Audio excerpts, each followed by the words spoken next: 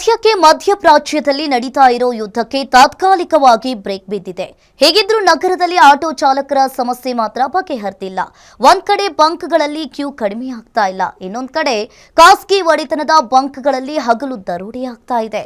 ಇದರ ನಡುವೆನೇ ಆಟೋ ಚಾಲಕರ ಬೆಂಬಲಕ್ಕೆ ವಾಟಾಳ್ ನಾಗರಾಜ್ ನಿಂತಿದ್ದು ಬೇಡಿಕೆ ಈಡೇರಿಸಿ, ಇಲ್ಲಾಂದ್ರೆ ಮುಷ್ಕರಕ್ಕೆ ಸಿದ್ಧರಾಗಿ ಅಂತ ಎಚ್ಚರಿಕೆಯನ್ನ ಕೊಟ್ಟಿದ್ದಾರೆ.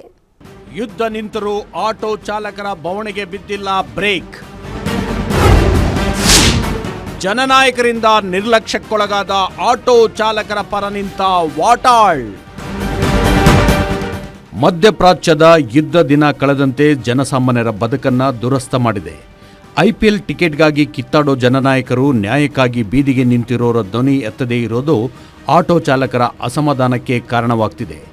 ಆಟೋ ಎಲ್ಪಿಜಿಗಾಗಿ ಇಡೀ ದಿನ ಸರದಿ ಸಾಲಿನಲ್ಲಿ ನಿಂತಿದ್ರು ನಮ್ಮ ನಾಳುವ ರಾಜಕಾರಣಿಗಳಿಗೆ ಇದು ಯಾಕೋ ಕಾಣಿಸ್ತಿಲ್ಲ ಅಂತ ಬೇಸರ ವ್ಯಕ್ತಪಡಿಸುತ್ತಿರೋದಲ್ಲದೆ, ಖಾಸಗಿ ಬಂಕ್ಗಳಲ್ಲಿ ಹೋಗೋಣ ಅಂದ್ರೆ ಮನಸ್ಸಿಗೆ ಬಂದ ದರವನ್ನ ವಿಧಿಸ್ತಾರೆ. ಹೀಗಾದ್ರೆ ಜೀವನ ನಡೆಯುವುದು ಹೇಗೆ ಅಂತ ಪ್ರಶ್ನೆ ಮಾಡ್ತಿದ್ದಾರೆ. ಏನು ಹೇಳೋಣ ಸರ್, ಗೌರ್ಮೆಂಟ್ಗೆ ಏನು ಹೇಳೋದು, ನಮಗೆ ಪ್ರಾಬ್ಲಮ್ ನಾವು ಯಾರಿಗೂ ಹೇಳ್ಕೊಳಕ್ಕಾಗಲ್ಲ. ಹಾಗಾಗಿ ಇಷ್ಟು ಕೊಡಲೇಬೇಕು, ಓಡ್ಸೋಕ್ಕಾಗಲ್ಲ, ಇಲ್ಲ ಜೀವನ ಮಾಡೋಕ್ಕಾಗಲ್ಲ. ಮನೆ ಫ್ಯಾಮಿಲಿ ಮೇಂಟೈನ್ ಮಾಡೋದು ಹೆಂಗೆ ಮಾಡೋದು ಕಷ್ಟ ಆಗುತ್ತೆ ತುಂಬ. ಹಾಗಾಗಿ ಕೊಡಲೇಬೇಕು, ಓಡಿಸ್ಲೇಬೇಕು. ನೋಡಿ, 120 ರೂಪಾಯಿ ಕೊಟ್ಟು ಓಡಿಸ್ಬೇಕಂದ್ರೆ ನಮ್ಮ ಪ್ರಾಣ ರಕ್ತ ಹೋದಂಗೆ ಆಗುತ್ತೆ ನಮಗೆ ಮೈಯಲ್ಲಿ.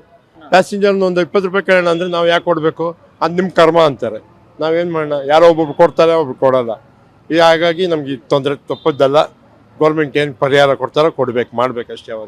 ಅವ್ರು ಹೆಲ್ಪ್ ಮಾಡಿದ್ರೆ ನಮಗೆ ಸಹಾಯ ಆಗುತ್ತೆ. ಬೇಗ ಇದಿದೆ ಕಷ್ಟ, ನೋಡಬೇಕು ಏನಾಗುತ್ತೆ. ಇನ್ನು ವಿನೂತನವಾಗಿ ಹೋರಾಟಕ್ಕೆ ಸಾಕ್ಷಿಯಾಗಿರೋ ವಾಟಾಳ್ ನಾಗರಾಜ್ ವಿನೂತನ ರೀತಿಯಲ್ಲಿ ಪ್ರತಿಭಟನೆ ನಡೆಸಿ ಆಟೋ ಚಾಲಕರ ಪರವಾಗಿ ಇರೋದಾಗಿ ತಿಳಿಸಿದರು.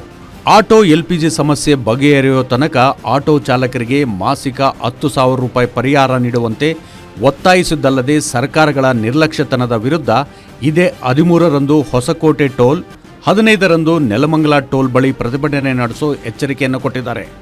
ಅವರ ಪರವಾಗಿ ನಿಲ್ತೀವಿ.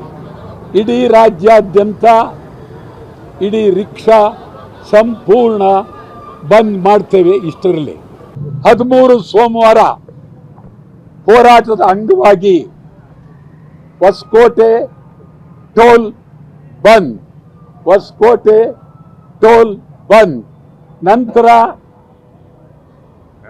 ನೆಲಮಂಗಲ ಟೋಲ್ ಬಂದ್, ನೆಲಮಂಗಲ ಟೋಲ್ ಬಂದ್, ಅಂತಿಮವಾಗಿ ಸೋಮವಾರ ಹೊಸಕೋಟೆ ಟೋಲ್, ನೆಲಮಂಗಲ 15ನೇ ತಾರೀಕು ಟೋಲ್ ಬಂದು.